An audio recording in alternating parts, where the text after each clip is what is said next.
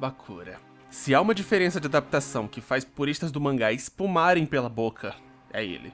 Bem, como sempre, um resumo básico será útil para nos situar. Após o duelo entre Joe e Rex, Mai se junta à turma, para jantarem e se conhecerem melhor. Após ela se separar do grupo, Bakura, um colega de classe que estava seguindo o grupo, se revela, dizendo que seguiu o pessoal para torcer pelo Yugi, como os demais, não Joey. Mas Bakura é o portador de, e está possuído por, uma relíquia do milênio, o Anel do Milênio, e usa sua magia para prender Yugi e os amigos em suas cartas favoritas para roubar o Enigma do Milênio.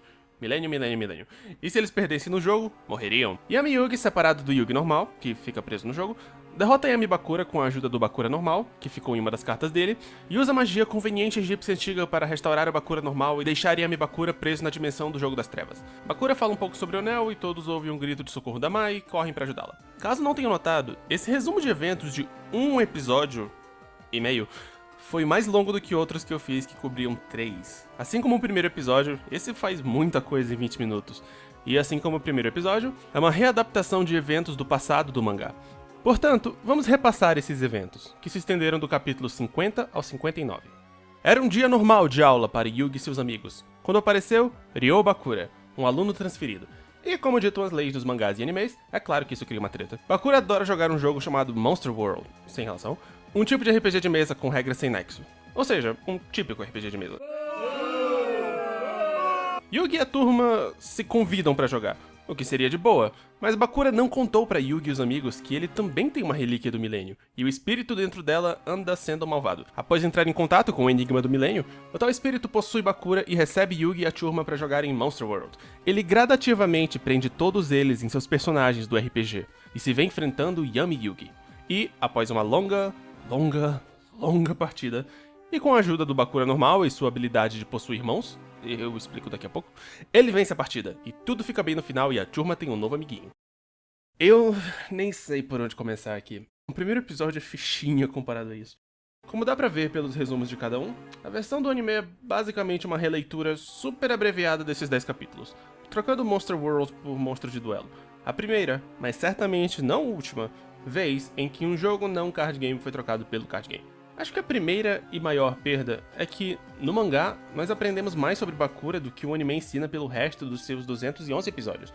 Ele foi expulso, ou pelo menos convencido a sair, de todas as suas antigas escolas porque o espírito do anel capturava as almas de todos que o enfrentavam em jogos, ou só o incomodavam em geral. Ele é popular entre as garotas e mora sozinho. Vemos ele escrevendo uma carta para a irmã dele que mora com os pais. A única parte da antiga vida normal do Bakura que dá pra ver no anime é um rápido flashback de quando ele é transferido pra escola do Yugi.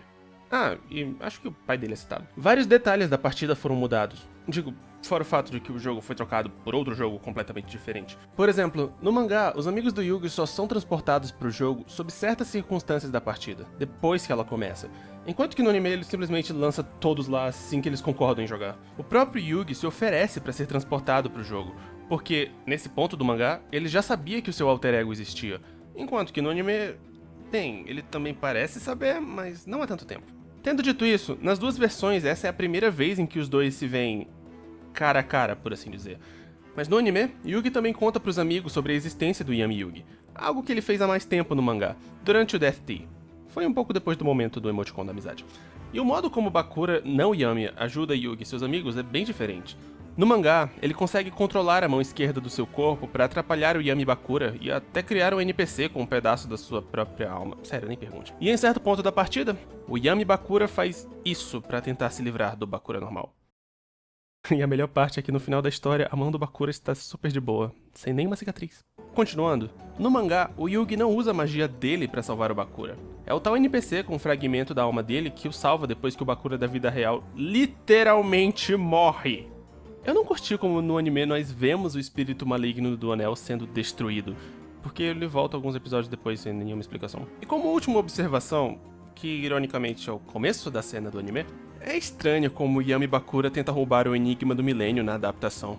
Tanto no anime quanto no mangá, alguns personagens dizem que é necessário vencer o portador da Relíquia do Milênio em um jogo para obter o direito de usar seus poderes. O que é uma regra estranha considerando, sei lá, morte por acidentes ou causas naturais, mas vamos ignorar isso. No mangá, o Yami Bakura acha ter vencido após todos serem enviados para o jogo, mas isso é porque, sem ninguém para rolar os dados contra ele, ele seria declarado vencedor por desistência.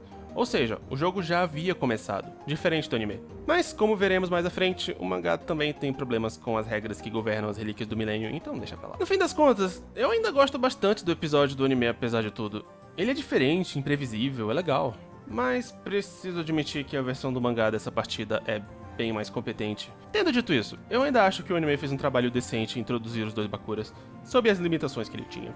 Mas voltando ao reino dos duelistas no mangá, um pequeno evento acontece enquanto o anime está ocupado apresentando Bakura. Mai, que não fugiu do grupo nessa versão, arma um esquema tarde da noite para Yugi e Teia se resolverem romanticamente. Desde o começo do mangá eles têm um tipo de triângulo amoroso de super-herói, em que o Yugi gosta da Teia, mas a Teia gosta do Yami Yugi, e o Yami Yugi gosta de fogo. Nessa cena, o Yugi se oferece para chamar o Yami Yugi para conversar com a Teia, porque ele já tinha percebido de quem ela realmente gosta. Mas ela diz a ele para não se menosprezar em relação ao Yami Yugi, e o grito de socorro da Mai impede a cena de evoluir para qualquer outra coisa. O anime provavelmente cortou isso pelo simples fato de que, diferente do mangá, nós ainda não conhecemos eles. E o anime não fez praticamente nada para mostrar que há tensão romântica entre os dois. Três. E pra ser sincero, ele quase nunca o faz. Mas de vez em quando alguma coisa acaba vazando do mangá, ou sendo colocado em um filler. Voltando um pouco, eu acho que eu devia ter colocado isso no começo do vídeo. Houve mudanças básicas na estadia da Mai com o time da amizade. Como ela precisava sair no final da cena pro Bakura aparecer, a ordem de informações foi trocada. Em particular quando ela conta a Teia sobre o seu passado, que ocorre na tenda delas tarde da noite no mangá, e perto da ducha portátil que ela vigia no anime. O anime resume bastante a conversa. Divertidamente, há um pequeno momento no mangá em que a Mai irrita o Joey, dizendo pra Teia que ela precisa tomar cuidado com garotos devassos como ele. O anime adaptou isso sob outra forma, com Joey e o Tristan tentando espiar a Teia no banho em certo ponto. Panic, ou o Eliminador das Trevas no original, surpreende a Mai na tenda dela no mangá, depois que a Teia sai pra namorar. No anime, é em uma floresta, e nos dois casos as cenas são... Ok, agora o anime finalmente pode voltar a seguir o mangá. Mas, e o que é isso? É censura. Legal. O lance é o seguinte. Nas duas versões, o Yugi desafia o Panic para um duelo pelas estrelas da Mai, mas ele não tem estrelas o suficiente para apostar. No mangá, o Yugi, ou mais especificamente o Yami Yugi, então aposta a própria vida. Uma coisa que ele já tinha feito no duelo contra o Weevil, e que o anime alterou também, mas eu tinha esquecido de falar. Porque o Yami Yugi às vezes esquece que o corpo que ele habita não é dele. E Panic mantém uma corda amarrada no pescoço do Yugi durante o duelo para garantir que ele manteria sua palavra. E por sinal, por que o Panic tem essa corda? No anime, o Panic simplesmente ameaça tirar a vida do Yugi com lança-chamas convenientes se ele perder. Veja que nos dois casos a vida de Yugi está em jogo, mas no mangá isso foi uma imposição dele mesmo, ou melhor, do outro ele, enquanto que no anime foi uma imposição do vilão, o Panic. Ao final do duelo, Yugi no mangá usa sua magia negra egípcia antiga para torturar o Panic como vingança por ele ter vencido a Mai, o que sinceramente é muita filha da mãe se você parar pra pensar, porque, sei lá, ela perdeu em um duelo quase justo. No anime, ele só usa sua magia negra egípcia antiga para causar um derrame no Panic, após ele decidir ignorar o resultado da partida e torrar o Yugi mesmo assim. É engraçado como pequenas mudanças de quem faz o que causam grandes diferenças na hora de heroizar um personagem. Mas o resto do duelo é o mesmo, com todas as suas regras de escuridão que jamais funcionariam sem hologramas e suas tartarugas catapultas destruindo anéis de flutuação e fazendo castelos caírem em cima de monstros e acabando com pontos de vida e... Ok, talvez o duelo contra o Mako não tenha sido o mais sem pé nem cabeça. Mas umas mudanças gerais. Até o final do arco, o Bakura ganha um bom número de cenas de líder de torcida no anime. Ele ainda será negligenciado, mas pelo menos eles tentaram aqui. E eu não sei onde botar isso, mas acho que aqui serve. Devido ao lance do avô do Yugi ser preso em um VHS, que ele carrega numa câmera filmadora, o anime precisou cortar todas as cenas em que eles conversam durante a viagem. Que sinceramente não são muitas, sabe? O mangá esquece completamente do avô do Yugi por vários capítulos seguidos.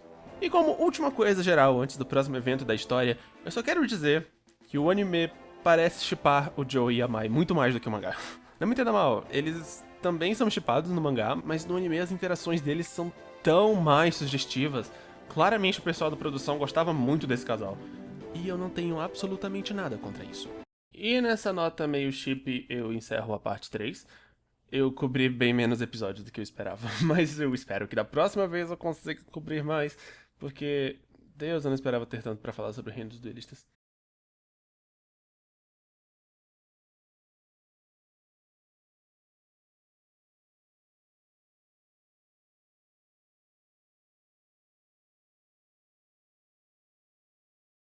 dizendo que seguiu o pessoal pra torcer...